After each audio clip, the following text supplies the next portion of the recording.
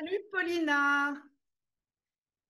Salut Anne, Ah, voilà, ravi de super te voir. contente. Ouais, moi aussi, super contente que tu aies accepté mon invitation pour cette interview. Donc, cool. Merci, merci. Alors, bah, tu sais, moi, j'aime bien poser un petit peu toujours les mêmes questions et je sais que toutes les questions sont toujours, les réponses sont toujours complètement différentes. Et alors, ton histoire avec le français, j'aimerais bien savoir quand et pourquoi tu as appris le français. Quelle est cette histoire que tu as, cette histoire particulière que tu as avec la langue française, la langue de Molière? Hmm. Alors Anne, oui, la première question est fort liée avec ma biographie. En fait, c'est une histoire de famille et ça a commencé bien avant que je suis née. L'histoire, c'est que ma mère aime beaucoup la culture et la chanson française, le cinéma, Wow. depuis qu'elle est très jeune. Et puis, il est arrivé que son frère, c'est-à-dire mon oncle Vladimir Tchernychev, a émigré à Paris en 1979, Ah! ayant épousé une jeune belle étudiante française. Ah! Donc, on avait toutes les conditions que moi aussi j'apprenne la langue française. Voilà. Ah, d'accord. C'est une histoire de famille, le truc. Ah, je ne C'est tout à savais pas. fait une Ça histoire découvre. de famille et ça a inspiré maman, qu'elle m'a mis dans une école spécialisée en langue française. Anglaise D'accord. aussi, en Ah oui, passant. et ta mère, elle parle français aussi? Más o menos. Un petit peu. 50-50. Elle parle un petit peu, disons, elle a un niveau, comment on dit, A2, c'est D'accord. au-dessus d'élémentaire, mais avec beaucoup d'émotions. Parle avec beaucoup d'émotions, beaucoup de fautes et beaucoup d'émotions. On Voilà. va dire comme ça. Et t'as pas envie de lui donner des cours, non? Elle a pas envie d'avoir des cours Elle a, avec toi parce qu'elle a sa fille. ok, elle n'est pas assez assidue pour apprendre ça, ça la nuit. On va Voilà. dire ça comme ça. À l'âge adulte, c'est très difficile faire des D'accord. devoirs, apprendre de façon sérieuse, tu vois, donc non, ça Ouais. n'a pas marché. Ouais. Donc c'était plus une logique familiale. C'était pas Mhm. vraiment particulièrement un choix, mais c'était complètement naturel dans la famille, quoi. C'était plus ça. C'est venu tout à fait logique, oui, tout à fait logique. Voilà, maman aime la culture française. Mon oncle part en Paris. Déjà, voilà, notre vecteur familial tournait dans direction hexagone et mon destin a été décidé très tôt. Et voilà, moi, en fait, j'ai eu la chance, mon premier voyage en France, je l'ai fait quand j'avais 6 ans. C'est quand même très tôt. Donc, les premiers mots et les premières phrases de français, je les ai entendus déjà à l'âge de 6 ans. C'était voilà, ma famille, mes cousines qui ont le même âge que moi, qui parlaient à la maison, et puis dans la rue. Donc, Wow. j'étais mis dans le bain linguistique presque au berceau. Ah voilà, tu sais comme je sais pas si tu connais C'est la génial. bande Avant l'école, en fait, oui. Mm. avant l'école, ouais ouais, Est-ce Avant que je l'école. sais pas si tu connais la BD, la bande dessinée Astérix et Obélix, tu connais? Oui, Ah bien oui, sûr. ben, tu sais, Oui. Audi, souvent, on va dire Obélix, à chaque fois, il est tombé dans la marmite quand il était petit, donc il n'a pas besoin de la potion magique. Alors toi, comme tu es tombé dans le français quand tu étais petite, voilà, c'est C'était complètement ma potion naturel. magique Voilà, linguistique. c'est ça.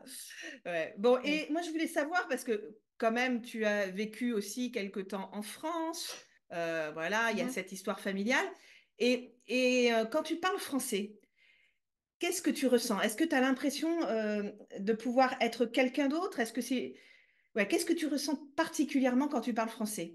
Est-ce que tu te sens différente, par exemple? Oui, merci pour cette question, Anne. Ouais. C'est une question qui tombe, comme on dit, dans le 10.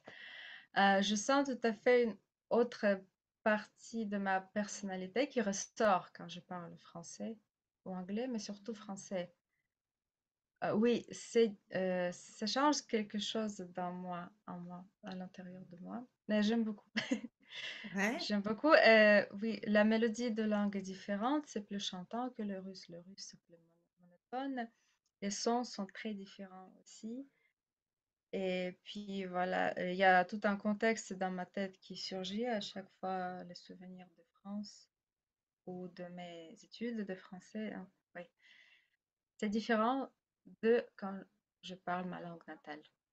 Ouais, mais plus précisément, Ah, concrètement, plus précisément, qu'est-ce que je euh, sens? qu'est-ce que tu ressens? Qu'est-ce qu'il y a de choses? Comment je pourrais dire ça?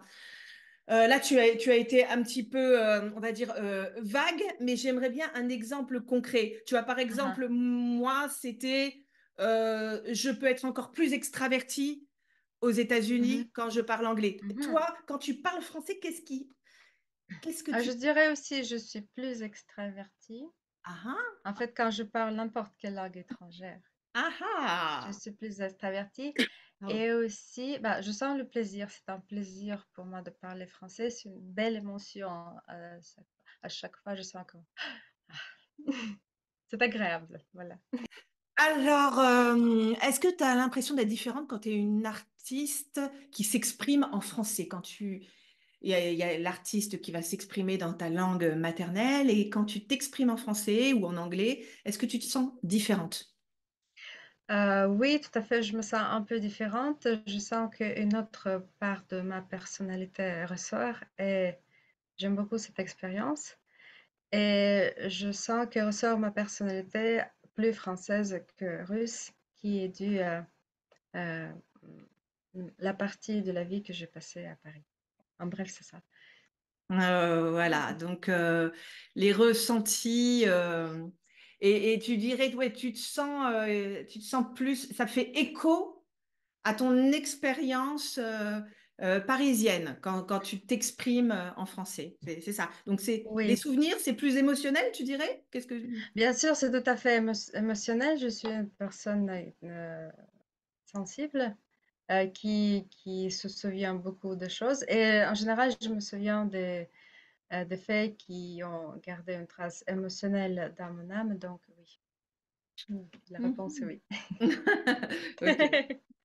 Là. Et puis aussi, est-ce que tu aurais un truc à recommander, un truc que tu as vraiment apprécié? Ça peut être un livre, ça peut être un podcast, ça peut être un film, Mhm, ce que tu veux. Alors, plus pour les niveaux très avancés, hein, parce que bon, toi, tu parles couramment, donc mhm. plutôt les niveaux au moins C1, C2, quoi. Est-ce que tu aurais un truc vraiment qui t'a passionné et, que tu recommanderais?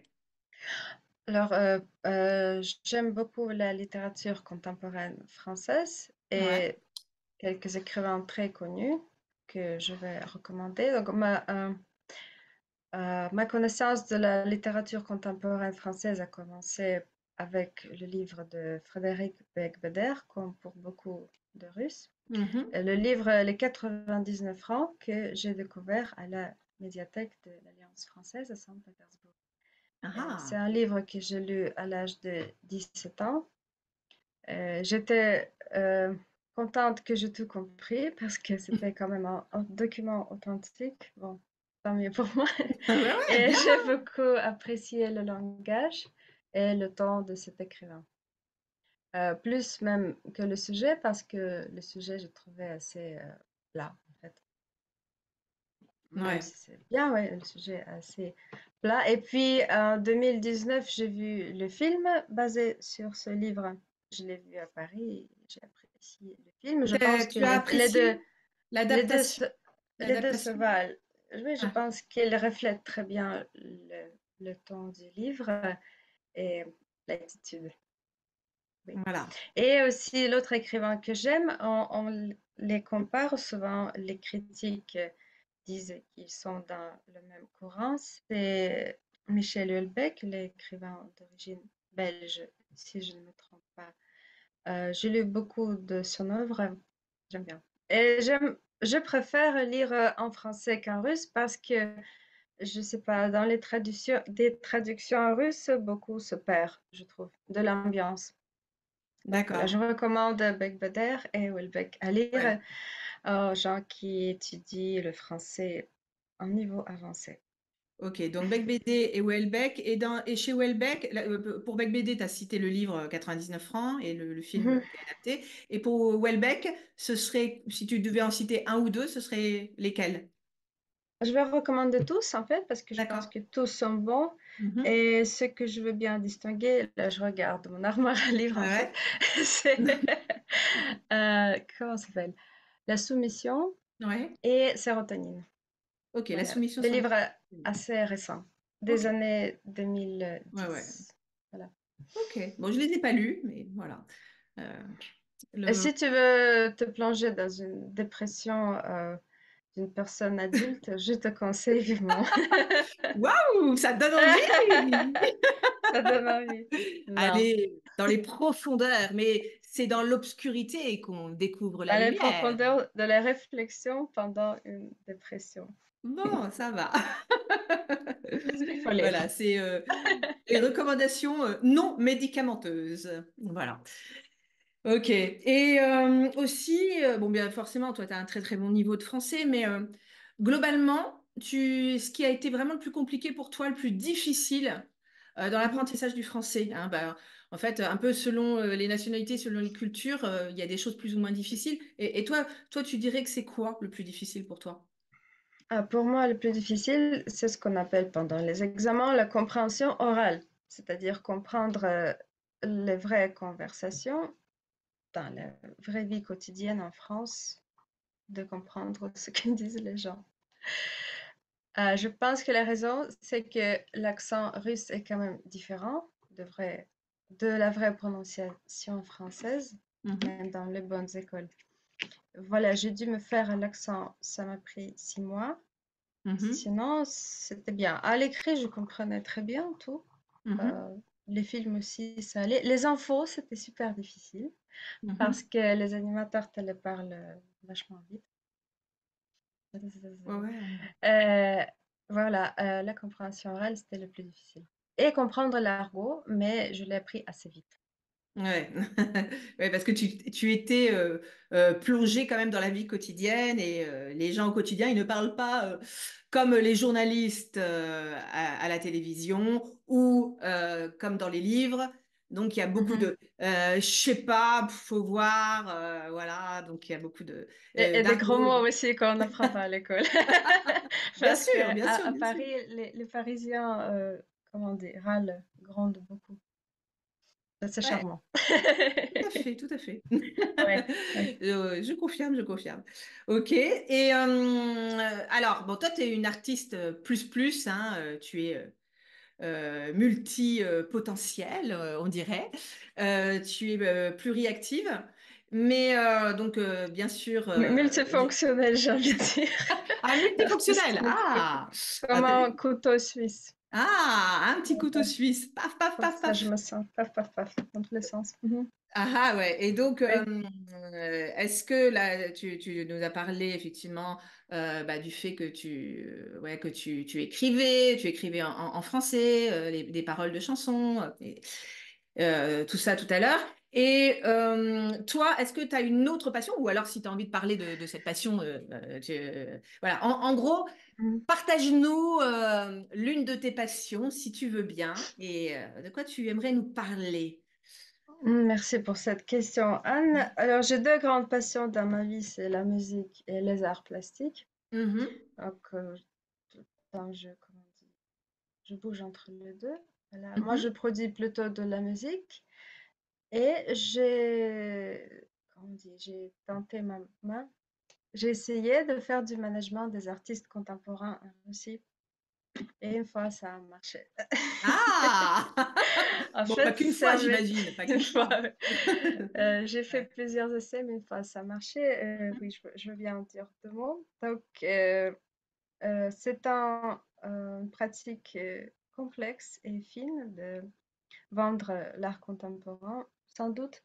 Euh, pour cela, j'ai fait un bref stage à Paris, en fait, à la fameuse galerie Jérôme de Noirmont, qui D'accord. se trouvait avenue Matignon. Mhm. En ce moment, ils produisent et ils font de la production autour des expositions, c'est-à-dire pas le management direct des artistes, mais les installations. D'accord. Enfin bref. Donc là, j'ai un peu appris le métier et une fois en Russie, euh, là, je veux bien partager mon Ouais, ouais, écran si tu as pour des choses à nous montrer, c'est intéressant, quoi. Qu'on voit montrer tout à des fait images des de images ce que j'ai concrètes. fait. Ah, alors, attends, je mets Donc, mes lunettes. Et Donc, il y a ah beaucoup voilà. marqué en russe, c'est normal. Donc, j'ai créé une page dans le plus grand réseau social russe qui s'appelle Vkontakte, c'est-à-dire en contact, D'accord, ok. l'équivalent de Facebook. Ok. Et j'ai créé une galerie comment on dit, ambulante et qui a une présentation sur Internet et à qui j'ai donné mon nom. Ça, D'accord, j'ai bien appris qu'il faut donner son nom à la galerie. Ça s'appelle Galerie Paulinavi. d'accord. Donc ça, c'est une photo de premier Oui, on te vernissage. reconnaît là, tu as le Je collier? suis au milieu, Ouais, oui, ouais. dans le t-shirt noir. Ouais, on te reconnaît. Là, je suis Oui. brune et autour sont mes amis et ma mère à gauche. Sinon, donc, pourquoi je revends tout ça? Donc ça, c'est les produits eux-mêmes. D'accord. Et qu'est-ce que ça veut dire Ça, là, parce que moi, je ne sais pas lire le russe. Ce donc qui je vais ressemble à un expliquer. T, E, H, ça veut dire quoi? T, E. Ça veut dire l'ombre, teigne. Ah, d'accord, ok. L'ombre, l'autre image s'appelle Baby Fly en anglais, donc l'enfant D'accord. mouche. Après, le gars fatigué et le rêve brisé. Donc c'est très poétique, comme tu vois. Mhm. Et là, Le dernier œuvre, c'est moi qui a fait, donc c'est ah, voilà. Et là, peinture que j'ai fait dans le style pop art. Voilà. d'accord. Ah ouais, ouais, effectivement. Une petite Très, fenêtre. très influencé par le pop art américain, sans doute. Ah, voilà. Ah, donc c'est Vénus In dans les Feathers. plumes. Dans les plumes. C'est ça? C'est une référence directe à Venus in Furs du livre et de la chanson par Velvet Underground, un Ah. groupe américain. Mhm. Mhm. Parce qu'il y a, bon, il y a des plumes, je l'ai appelé Venus dans les plumes. Bravo, c'est très fin. Waouh! Ouais, Bon, mon ok. cerveau marche de cette façon. Enfin, donc ça, c'est des produits, comme on dit, dérivés. Voilà. Donc Et pareil, donc les t-shirts, ok. l'expo elle-même, je vais montrer. Bon, ici, là. Donc, l'expo avait l'air, comment dire, un peu dans le désordre. Ouais. Voilà, donc c'est un seul mur et des œuvres de 5 artistes, des artistes amis et 2 artistes que j'ai trouvés sur Internet, D'accord. dont, dont les images graphiques au milieu, je les ai aimées le plus. Donc voilà, j'ai trouvé D'accord. l'artiste sur Internet, c'est un jeune artiste de Moscou, il s'appelle Tom Good, Ok. Pacha son vrai prénom. D'accord. Et il produit du graphique vector, en vector, c'est-à-dire il crée sur ordinateur. Mhm. Il crée que des visages, voilà, un peu transformés. Ouais. J'ai beaucoup Attends, parce aimé. que c'est lequel? Est-ce qu'on le voit là sur la page que tu partages ou pas? On le voit? Oui. Ah non, attends, parce Non, on que le je voit crois que pas. je partage autre chose. Merci de Voilà, me d'accord. faire signe. Là, il y a le mur, oui. Voilà. Tu es Et resplendissante avec ton je suis bouquet. très heureuse, oui. Ouais. Mon cœur de fleur. Ah Donc oui, voilà, les images graphiques sont au milieu. Et d'accord. après, il y a du vrai huile sur toile tout autour et mon œuvre. D'accord. Oui, là, Je on voit des pense natures que mortes. On voit la ton. fleur se détache, oui, c'est fait de façon le plus professionnelle, sans doute. Euh, c'est Ouais, un artiste académique qui a fait. Ok, donc ça, c'était le vernissage. ouais, on Il y a mélange tous aussi. les styles, tous les genres. Oui, j'ai Ouais. mélangé tous les styles. Il y en a qui ont dit que c'était pas une bonne idée, mais je m'en Ah, fous. si, si. Moi, C'est moi j'aime qui bien. décide. Voilà. Au contraire. J'aime beaucoup. Et Euh, voilà, en grand.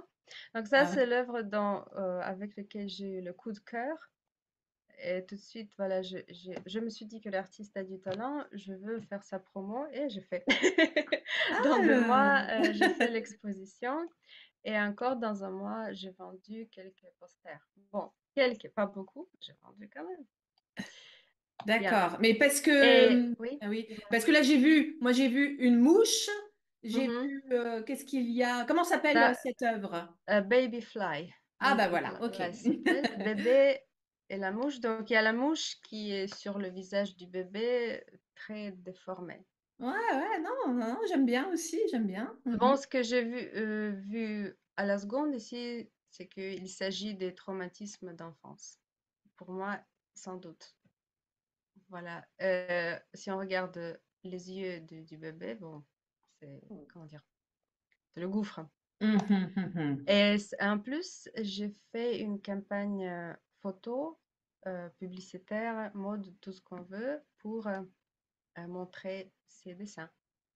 Ah, Donc, je me suis pris la tête. C'est moi-même qui est allé faire imprimer sur les t-shirts dans une compagnie. C'est moi qui a trouvé les mannequins, le photographe, tout ça, qui a fait le concept de la session photo. Voilà, j'ai fait la ah ouais, production ouais. totale de la campagne qui a Mhm. marché pas mal. Ça, c'est encore l'exposition. Oui, et quand je regarde ces photos, au bout de plusieurs années, je la trouve toujours réussie. Et à Ah bah propos, ouais, en bas à ouais. droite, c'est moi avec les cheveux longs. À Ah, voilà. l'époque, j'avais les cheveux très longs.